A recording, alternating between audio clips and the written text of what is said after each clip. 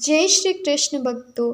आइए इस वीडियो में हम जानते हैं कि नारद जी ने क्यों दिया श्री विष्णु को श्राप। एक बार की बात है कि हिमालय पहाड़ पर एक अत्यंत पवित्र गुफा थी, जिसके निकट ही सुहावनी गंगा जी बहती थी। वहाँ एक परम पवित्र सुंदर आश्रम था, जिसको देखकर देवऋषि नारद जी का मन बहुत लुभा गया। और वहाँ के पहाड़, वन के विभाग, नदी को देखकर नारद जी को श्री विष्णु के चरणों में प्रेम पैदा हो गया। तब वह भगवान का स्मरण करने लगे, जिससे उनके श्वास की गति रुक गई और विमल मन होने से सहज ही समाधि लग गई। नारद जी की ये दशा देखकर इंद्र डर गया और कामदेव को बुलाकर सम्मान कर कहा, आप मेरे लिए अपनी सेना से ही नारद जी के पास जाओ। तब कामदेव प्रसन्न हो वहाँ के लिए चल दिए। इंद्र के मन में बड़ा भय था कि नारद जी मेरे पुर का राज्य चाहते हैं। जो संसार में कामी और लालची हैं, वह कुटिल कौवे की तरह सबसे डरते ही हैं। जब उस आश्रम में कामदेव गया, तब अपनी माया से बसंत ऋतु का निर्माण कर दिया। उस समय वृक्षों पर अनेक रंग के फूल खिल गए, जिन पर कोकिल और भौरे गुंजार करने लगे। शीतल मंद सुगंध तीनों प्रकार का वायु चलने लगा, जो कि कामाग्नि को बढ़ाने वाला था। उसके साथ रंभा अधिक नवीन अवस्था वाली अप्सराएं थी, जो सब काम कला में परम चतुर थी। वह अनेक प्रकार की तान भरकर लय से गाने लगी तथा बहुत प्रकार से हाथों को सूर्यकार गेंद उछालकर नाचने लगी। तब कामदेव अपनी सेना को देखकर हर्षित हुआ और नाना प्रकार के छल कपट करने लगा, किंतु नारद जी को कुछ भी काम कला व्याप्त नहीं हुई। इससे पापी कामदेव अपने अपराध से आप ही डरा। जिसकी रक्षा भगवान विष्णु स्वयं करते हैं, उसका कोई अनहित कैसे कर सकता है। तब कामदेव ने अपनी सेना से ही डर कर और मन में हार मानकर मुनिवर नारद जी के चरणों को पकड़ लिया और अत्यंत दुख भरी वाणी में अपने अपराध के लिए क्षमा प्रार्थना की। नारद जी के मन में कुछ भी क्रोध नहीं हुआ। उन्होंने मीठी बानी कहकर कामदेव को संतोष दिलाया। तब वह नारद जी के चरणों में मस्तक झुका और आज्ञा पाकर अपने सहायकों सहित घर को चल दिया। उसने नारद जी की सुशीलता और अपनी करनी को इंद्र की सभा में जाकर वर्णन कर दिया। उसको सुनकर सब मन को आश्चर्य हुआ। उन्होंने मुनि की प्रशंसा करके भगवान श्री हरि को सिर नवाया। तब नारद जी वहाँ से शिवजी जी के पास चल दिए। उनके हृदय में काम को जीतने का बड़ा गर्व हो गया था। शिवलोक जाकर उन्होंने काम को जीतने का सारा चिंतन शंकर जी को सुनाया। तब शंकर जी ने उन्हें सावधान करते हुए कहा, हे मुनिवर, मैं तुम्हारी बारंबार विनती करता हूँ, जिस प्रकार ये कथा मुझको सुनाई है, ऐसे प्रसंगों को भगवान श्री हरि को कभी मत सुनाना और चर्चा चले तो भी छुपा लेना। यदि ये श्री महादेव जी ने ये हितकारी उपदेश दिया, पर वह नारद जी को अच्छा नहीं लगा। नारद जी बोले, अब जो कौतुक होगा उससे सुनो। भगवान श्री हरि की इच्छा ही बलवान है। भगवान श्री रामचंद्र जी जो कुछ करना चाहते हैं वही होता है। ऐसा कोई नहीं जो उसके विपरीत करे। श्री महादेव जी के वचन नारद जी को अच्छे न लगे। तब वह ब्रह्मलोक को चले गए। एक समय हाथ में सुंदर वीणा लिए हुए परम प्रवीण मुनिश्रेष्ठ नारद जी श्री हरि के गुण अनुवाद गाते हुए क्षीर सागर में गए, जहाँ लक्ष्मी निवास भगवान विष्णु वास करते हैं। तब लक्ष्मीकांत श्री विष्णु भगवान प्रसन्नता पूर्वक उठकर नारद जी से मिले और ऋषि समेत आसन पर विराजे। फिर चराचर के स्वामी श्री हरि ने हंसकर कहा, हे मुनीश्वर, आपने बहुत दिनों में पधारने की कृपा की है। यदि ये महादेव जी ने इस बात को कहने के लिए पहले ही मना किया था, पर देवर्षि नारद जी ने कामदेव के सारे चरित्र कह दिए। श्री रामचंद्र जी की माया अत्यंत प्रबल है, वह जिसको नहीं मोहती ऐसे कौन है। तब श्री भगवान ने अत्यंत रूखा मुख करके मीठी वाणी से कहा, हे मुनिवर, आपको तो केवल नाम मात्र स्मरण करने से ही काम, मद, मोह और मान मिट जाते हैं। हे मुनीश्वर सुनिए, मोह तो उसके मन में हुआ करता है जिसके हृदय में ज्ञान वैराग्य नहीं। आप तो ब्रह्मचर्य में निरंतर मतिधीर हैं, फिर आपको कामदेव क्या पीड़ा दे सकता है। तब नारद जी ने घमंड से कहा, हे भगवान, ये सब आपकी कृपा है। करुणानिधान भगवान ने देखा कि नारद जी के हृदय में गर्व रूपी वृक्ष का अंकुरण हो गया है, तो उसे मैं तुरंत ही उखाड़ डालूंगा, क्योंकि मेरा प्रण है अपने सेवक का भला करना है। जिसमें नारद जी का भला हो और मेरा कौतुक भी हो जाए, उस उपाय को मैं अवश्य करूंगा। तब अभिमान के सही नारद जी भगवान के चरणों में सिर नवाकर चल दिए। इसके बाद श्री विष्णु भगवान ने अपनी माया को फैलाया और उसने जो कठिन करनी की उससे सुनो। उस माया ने मार्ग में 100 योजन के विस्तार का लंबा और चौड़ा एक नगर निर्माण कर दिया, जिसकी भांति भांति की रचना भगवान श्री हरि के बैकुंठ से भी अधिक सुंदर थी। उस नगर में मानो कामदेव और रति के समान शरीर धारण किए बहुत से स्त्री पुरुष सुंदर निवास करते थे। उसी पूर्व में शील निधि नाम का राजा निवास करता था, जिसके पास अनगिनत घोड़े, हाथी और सेना का समाज था। 100 इंद्र के समान जिसका ऐश्वर्य और विलास था, तथा जो रूप, बल, तेज व शील का निवास था। उसकी एक कन्या थी जिसका नाम विश्व मोहिनी था, जिसे देखकर लक्ष्मी जी भी मोहित हो जाती थी। वह कन्या श्री हरि भगवान की माया के गुणों की खान थी। उसकी शोभा क्या बखानी जा सकती है। वह राजा अपनी पुत्री का स्वयंवर कर रहा था, जिसके लिए वहां अनगिनत राजा आए हुए थे। तब नारद जी माया निर्मित उस सुंदर नगर में जाकर नगरवासियों से पूछा। सब चिरत सुनकर वह राजा के घर आए। राजा ने पूजा करके मुनि को बिठाया। तब राजा ने कन्या को लाकर नारद मुनि को दिखाया और कहा, हे नाथ, आप इस कन्या के दोष और गुण को अपने हृदय में विचार कर कहिए। उसके रूप को मुनि बहुत देर तक देखते रहे और अपना वैराग्य को भूल गए। उसके लक्षण देखकर उनके हृदय में जो आनंद पैदा हुआ उसको प्रकट करके नहीं कह सकते। वह मन में कहने लगे, जिसको ये कन्या वरेगी वह अमर हो जाएगा और उसको युद्ध में कोई जीत नहीं सकेगा। सभी चराचर जीव इसकी सेवा करेंगे, जिसको ये शील निधि की कन्या वरेगी।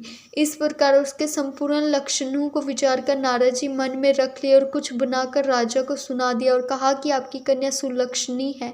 राजा से ऐसा कहकर नारद जी चल दिए, किंतु मन में बड़ा ही सोच रहा। नारद जी ने सोचा, अब मैं जाकर वही उपाय करूंगा जिससे राजकुमारी मुझे वर ले।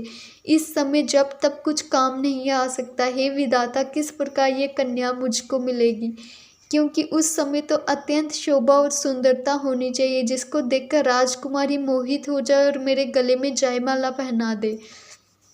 यदि इस समय भगवान के पास सुंदरता मांगने जाऊं तो जाने में बहुत देर लग जाएगी और श्री हरि के समान मेरा भला चाहने वाला और कोई नहीं। इस समय वही मेरे सहायक होंगे। उस समय नारद जी ने अनेक बातें से विनती की तो कौतुकी और कृपालु भगवान श्री हरि प्रकट हो गए। तब प्रभु का दर्शन करके मुनिवर के नेत्र शीतल हो गए और अब कार्य सिद्ध होगा ऐसा समझकर हृदय में हर्षित हुए और अत्यंत दुखित मन से कथा सुनकर कहा, हे प्रभु, कृपा पूर्वक आप मेरी सहायता कीजिए। हे प्रभु, आप अपना रूप मुझे दे दीजिए, क्योंकि दूसरे प्रकार से मैं उस राजकन्या को नहीं पाऊंगा। हे नाथ, जिससे मेरी भलाई हो शीघ्र वही उपाय कीजिए, क्योंकि मैं आपका दास हूँ। तब अपनी माया को प्रबल देख दीनों पर दया करने वाले विष्णु जी ने हंस कर कहा, हे नारद जी, सुनिए, जिस प्रकार आपका परम कल्याण होगा हम वही करेंगे, दूसरा कुछ नहीं। ये मेरी बात झूठी नहीं हो सकती। हे मुनि, हे योगीराज, जिस प्रकार रोग से संतप्त रोगी गरिष्ठ वस्तु खाने को मांगे तो वेद नहीं देते, वैसे ही हमने भी आपका हित करने का विचारा है। ये क्या भगवान अंतर ध्यान हो गए। उस समय श्री नारद जी माया के वश में पड़कर ऐसे विमूढ़ हो रहे थे कि भगवान श्री हरि की बात ना समझ सके। फिर तुरंत वहां से चले गए जहाँ स्वयंवर भूमि बनाई गई थी। स्वयंवर में सभी राजा अपने अपने आसनों पर विराजमान थे। नारद जी के मन में प्रसन्नता थी कि मेरे पास तो अत्यंत सुंदर रूप है, अतः वह दूसरे को ये कन्या भूल कर भी नहीं बरेगी।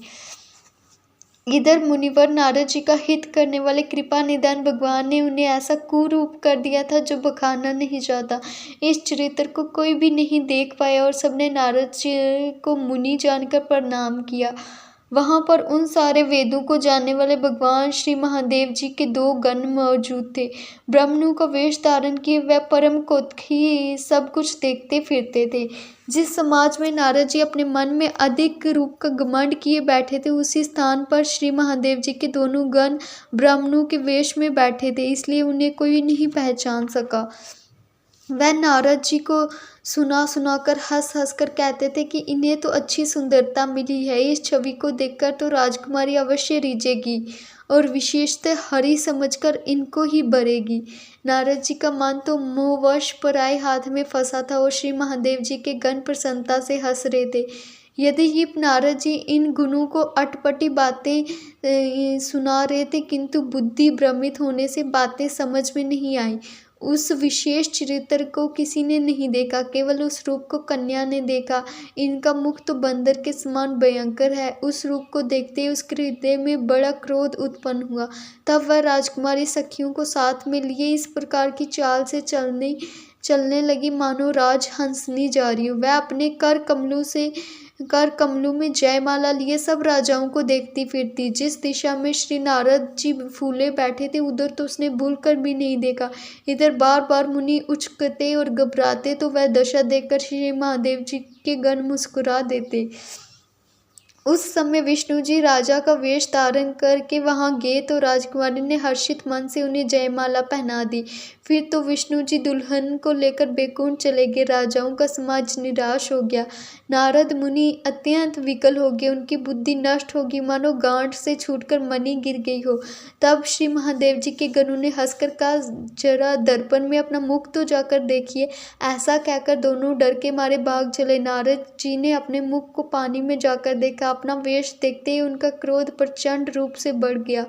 इससे उन्होंने उन दोनों गणों को भारी शाप दे दिया कि तुम दोनों बड़े कपटी और पापी हो। इससे जाकर राक्षस हो जाओ। जैसे हमें हंसे थे उसका फल लो। अब फिर आगे तो किसी मुनि की हंसी नहीं करोगे। फिर जल में देखा तो अपने पहले का रूप पाया, किंतु हृदय में संतोष नहीं आया। होठ फड़कने लगे। मन में महाक्रोधित हो बड़े वेग से लक्ष्मीपति भगवान विष्णु के पास चले। अब या तो चलकर शाप दूंगा या मारूंगा, क्योंकि उन्होंने संसार में मेरी हंसी कराई है। ऐसा विचारते हुए जा रहे थे कि मार्ग में ही भगवान मिल गए। उनके साथ लक्ष्मी और राजकुमारी थी। तब विष्णु जी ने कोमल शब्दों में कहा, हे मुनि, व्याकुल की तरह कहाँ जा रहे हो? ये वचन सुनते ही नारद जी हृदय में बड़े क्रोधित हुए और मोहवश उनके हृदय में ज्ञान न रहा। वह बोले कि तुम इतने बड़े ईर्ष्यालु और कपटी हो कि पराई संपदा को नहीं देख सकते। समुद्र मंथने के समय महादेव जी को बावला बना दिया और देवताओं को बेचकर उनको विष पिला दिया। इस प्रकार राक्षसों को मदिरा और महादेव जी को विष देकर आपने परम सुंदर लक्ष्मी जी और कौस्तुभ मणि को ले लिया। अब तुम स्पर्धा ही कुटिल और कपट व्यवहारी हो। तुम पूरे स्वतंत्र हो, तुम्हारे सिर पर दूसरा कोई नहीं। इससे जो मन को अच्छा लगता है वही करते हो। अच्छे को बुरा और बुरे को अच्छा करते हो। तुम्हारे हृदय में आश्चर्य और हर्ष कुछ नहीं होता। सबको ठहाका कर धोखा देती हो। अत्यंत निर्भय हो। तुम्हारे हृदय में स्पर्धा ही उत्साह बना रहता है। तुम्हें शुभ अशुभ कर्मों की कोई बाधा भी नहीं और अभी तक तुम्हें किसी ने साधा भी नहीं है, परंतु अब अच्छे घर पर न्योता दिया है। अपनी करनी का फल पाओगे। जैसा देह धारण कर मुझे छले हो, मेरा शाप है यही कि तुम वही शरीर धारण करो। तुमने बंदर के समान मेरा रूप कर दिया, अतः बंदर ही तुम्हारी सहायता करेंगे। तुमने मेरा घोर उपकार किया है, इस कारण स्त्री वियोग से तुम भी दुखी होगे। तब प्रभु ने शाप को सिरोधार्य कर मन में प्रसन्न हो बहुत प्रार्थना की। पश्चात कृपा निधान ने अपनी माया की प्रबलता को खींच लिया। जब भगवान ने अपनी माया को हटा लिया तब न तो वहाँ लक्ष्मी रही और न राजकुमारी। अब तो नारद जी भयभीत हो प्रभु के चरणों में गिर पड़े और कहने लगे कि हे भक्तों के दुख हरने वाले, मेरी रक्षा करो। हे कृपा निधान, मेरा श्राप व्यर्थ हो जाए। तब दीनदयालु ने कहा, ये मेरी इच्छा पर है। तब नारद जी ने कहा, मैंने जो आपको बहुत दुर्वचन कहे सो मेरा ये पाप कैसे नष्ट होगा? तब भगवान ने कहा, जाकर शिव शतनाम का जाप करो तो तुम्हारे हृदय को शीघ्र शांति प्राप्त होगी, क्योंकि मुझे शिव जी के समान दूसरा कोई भी प्रिय नहीं है। ऐसा विश्वास भूलकर भी न त्यागिएगा, क्योंकि जिस पर महादेव जी कृपा नहीं करते हे मुनि, वह हमारी भक्ति को नहीं पाता। ऐसा हृदय में विचार कर धारण कर पृथ्वी पर जाकर विचारो। अब तुम्हारे पास माया नहीं जा सकती। बहुत प्रकार नारद जी को समझा बुझाकर भगवान अंतर ध्यान हो गए और नारद जी श्री रामचंद्र जी का गुणगान करते हुए सत्यधाम अर्थात बैकुंठ को चले गए। अगर आपको वीडियो पसंद आई हो तो लाइक करें और शेयर करें और प्लीज़ चैनल सब्सक्राइब करें। जय श्री राधे कृष्ण।